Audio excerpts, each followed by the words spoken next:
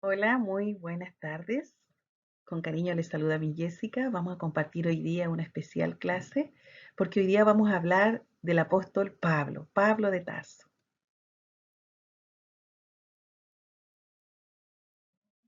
¿Quién fue Pablo de Tarso? Su nombre era Saulo y había nacido en Tarso. Saulo entonces, Shaul en hebreo, nació el año 5 en Tarso, en la región de Sicilia, en la costa sur de Asia Menor, es decir, en la actual Turquía. Saulo fue quizás el perseguidor más encarnizado del cristianismo. Era un hebreo fanático, un líder religioso descendiente de la tribu de Benjamín. Cristianismo es la denominación que se le da a todas las personas que creen en Cristo Jesucristo. Si tú crees en Cristo, eres un cristiano. Yo creo en Cristo, soy una cristiana. ¿Por qué Saulo perseguía a los cristianos? Aquí tenemos la respuesta. Pablo creía sinceramente que estaba persiguiendo a una secta, débil, ignorante y fanática. Creyó que su tarea era ayudar a Dios, purificando a Israel de la corrupción religiosa, incluyendo la idea de que este Jesús fuera el Mesías. Tampoco Pablo lo creía, ¿cierto? Pero finalmente se demostró que sí Jesús era el enviado, el Mesías de Dios. Dice aquí, por ejemplo, en una imagen: hola, mi nombre es Saulo y nací en Tarso. Durante mucho tiempo perseguí a los cristianos. Estuve presente en el martirio de Esteban y logré que detuvieran a varios cristianos. Es decir, él los perseguía y no quedaba tranquilo hasta que lo arrestaran. Y en el caso de Esteban que se menciona aquí, Esteban fue el primer mártir de nuestra iglesia. Mártir es una persona que da la vida por el evangelio, ¿ya?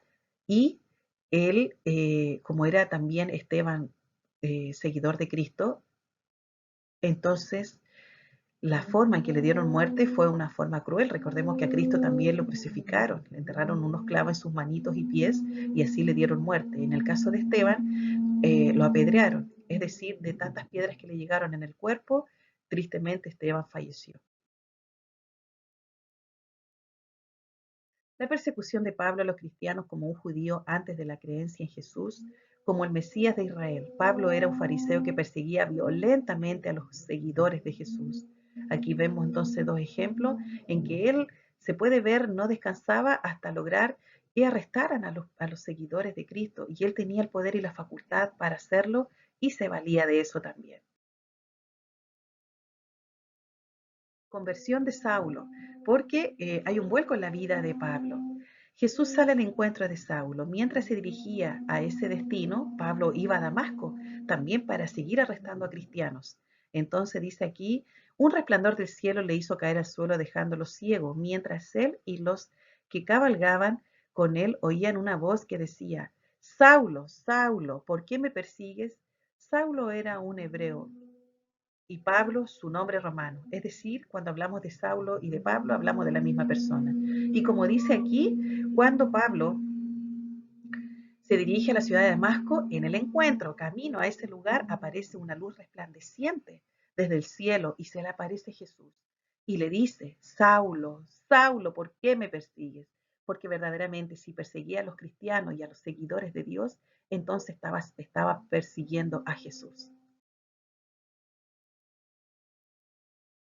Como vemos acá, bueno, Saulo queda sin vista, y como también lo menciona, Saulo queda sin poder ver por 3 días sin comer ni beber líquido.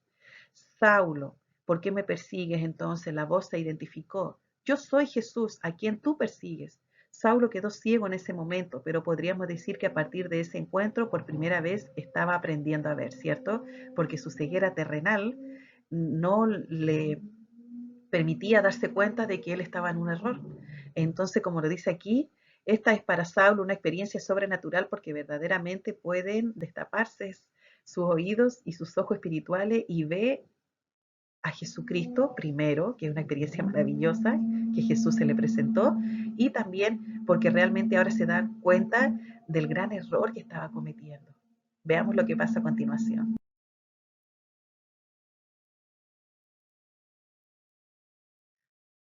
Había en Damasco cierto discípulo llamado Ananías, que era un servidor del Señor en la misma ciudad, pero en otra casa, ¿cierto? Pero estas dos historias pasan en forma paralela.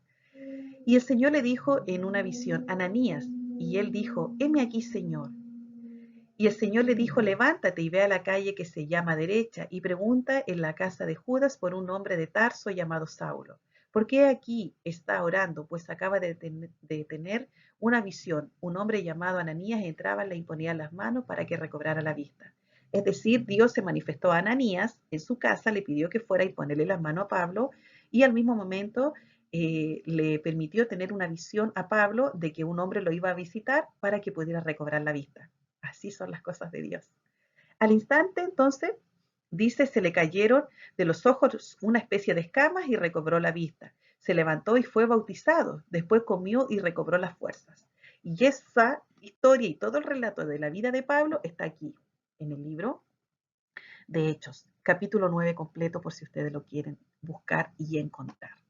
Dice aquí entonces que fue obediente, Ananías fue, le impuso la mano en sus ojitos para que recobrara la vista, cayeron una especie de escamas y después fue bautizado. Es decir, de estar en un tremendo error, Pablo, en una vida equivocada, pasa a ver, ¿cierto?, con su vista física, pero también su vista espiritual, y se da cuenta de que verdaderamente él desea ser un seguidor más de Jesús el Señor.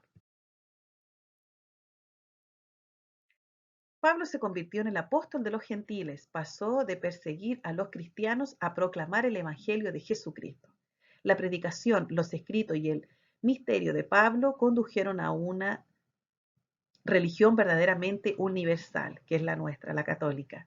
Nosotros haríamos bien en emular su ejemplo y visión. Invitemos al mundo a una conversión radical, es decir, a ser un seguidor de Cristo, que defiende su fe y traspasa esta fe a los demás. Quizás no podríamos ser como Pablo, ¿cierto? Pero sí podemos hablar a quien tengo a mi lado de este Jesús, de que en verdad está vivo, de que me puede ayudar, que puede ser mi compañero fiel, de que Él desea el bien para mí, que tiene un plan de felicidad para nuestra vida y de que si yo tengo alguna petición o alguna necesidad, puedo acudir a Él, orar y pedirle que me ayude, porque Él actúa, porque responde y precisamente porque está vivo.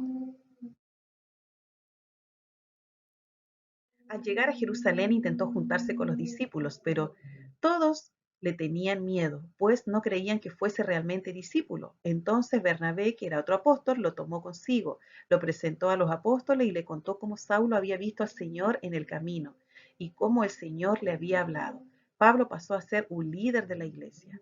Es muy importante para nosotros los cristianos el ejemplo de Pablo, porque él fue valiente. Imagínense que también hubieron muchas personas que estuvieron en contra de él cuando él decide ser cristiano.